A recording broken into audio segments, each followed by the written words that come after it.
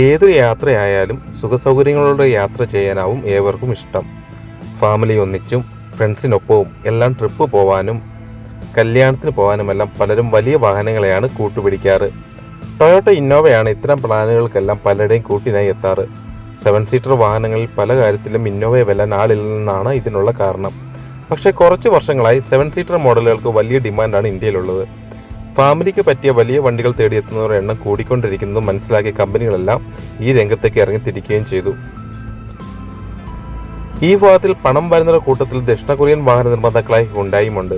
7 seater SUV സെഗ്മെന്റിന് ഉന്നം വെച്ചുകൊണ്ട് brand അവതരിപ്പിച്ച SUV ആയിരുന്നു അൽകാസർ. രാജ്യത്തെ ഏറ്റവും കൂടുതൽ വിറ്റഴിക്കപ്പെടുന്ന സ്പോർട്ട് യൂട്ടിലിറ്റി വാഹനമായ ക്രെറ്റയെ അടിസ്ഥാനമാക്കി പണി കഴിപ്പിച്ചതിനാൽ തുടക്കകാലത്ത് വലിയ സ്വീകാര്യതയാണ് ഇതിന് ലഭിച്ചത്. എന്നാൽ പിന്നീട് ഈ സെഗ്മെന്റിൽ എതിരാളികളെല്ലാം പരിഷ്കാര വിപണിയിലെത്തിയതോടെ അൽകാസർ അല്പം പിന്നിലേക്ക് പോയി. എന്നാൽ ഇതിനെയെല്ലാം തരിപ്പണമാക്കാനായി കിടിലൻ മാറ്റങ്ങളോടെ അൽകാസർ ഫേസ് ലിഫ്റ്റ് വരുന്ന വിവരം ഇതിനോടകം ഏവരും അറിഞ്ഞിട്ടുണ്ട്. ഇന്നോവയുടെ യാത്രാസുഖത്തെ വെല്ലുന്ന ഫീച്ചറുകളും സവിശേഷതകളുമായി വാഹനം എത്തിയിരിക്കുകയാണ് വിപണിയിൽ.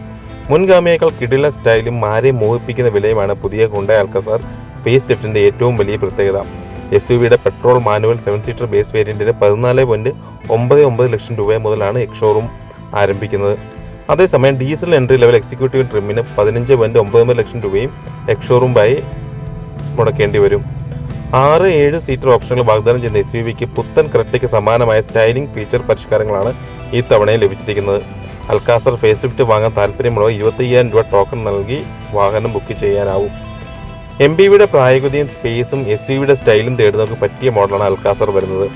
എക്സിക്യൂട്ടീവ്, പ്രിസ്റ്റീജ്, പ്ലാറ്റിനം, സിഗ്നേച്ചർ എന്നിങ്ങനെ 4 വേരിയന്റ് ലെവലുകളിൽ പുതിയ അൽകാസർ ലഭ്യമാണ്.